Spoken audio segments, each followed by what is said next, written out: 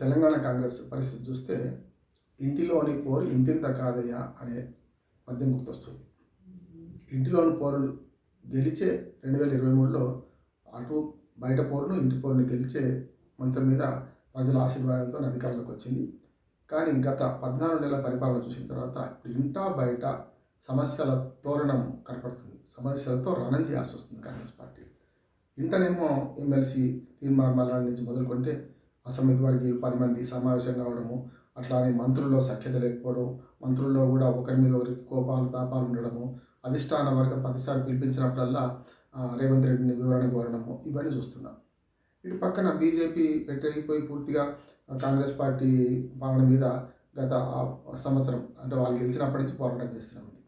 ఇప్పుడు అనుకోని వరాలుగా ఈ బీసీ ఎస్సీ నివేదికలు ఇవి బయట పెట్టడం, అంటే బీసీ నివేదిక ఎస్సీ నివేదిక కులాల సంకుల సమరంగా మారింది. వాళ్ళ మంత్రుల్లో పోటాపోటీ, అధికారంలో ఉన్న వాళ్ళలో అధికారం లేని వాళ్ళలో కూడా అందరూ కూడా ఇప్పుడు కులాల పోరాటం వైపు మళ్ళింటారు. కనుక ఇదొక సమస్య.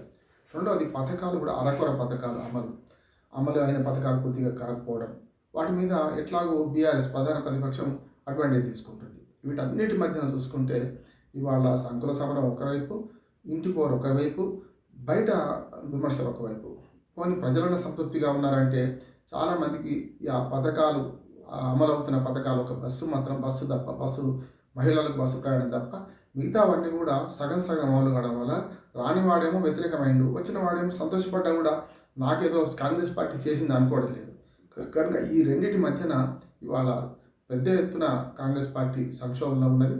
ముఖ్యంగా రాష్ట్రంలో స్థానిక ప్రభుత్వాలు ఎన్నికలకు పోతున్నారు. జమిలీ ఎన్నికలు అన్నీ కలిపి చేస్తారా అంటే ఏదైతే పంచాయతీ, మండలము, జిల్లా పరిషత్తు, మున్సిపాలిటీలు, కార్పొరేషన్లు ఆల్మోస్ట్ అన్నిటి పదవీ కాలం అయిపోయింది. కనుక వీటిలలో ఇప్పుడు వ్యతిరేకత బాగా పెరగకముందే చేద్దామనుకునే ఏదైతే ఆలోచన మంచిది అంటున్నాను. ఇంకో 6 నెలలు ఆగితే వ్యతిరేకత పెరుగుతుంది. మళ్ళీ పరీక్షలు, ఎండాకాలము, నీళ్ళ కొరత, నిప్పుల కొరత రకరకాలు ఉంటాయి. కనుక అక్టోబర్ దాకా పోతే ఇంకా కష్టమే అని చెప్పి ఈ కాంగ్రెస్ పార్టీ అధిష్టానం కూడా ఆలోచన చేస్తున్నట్టు తెలుస్తున్నది.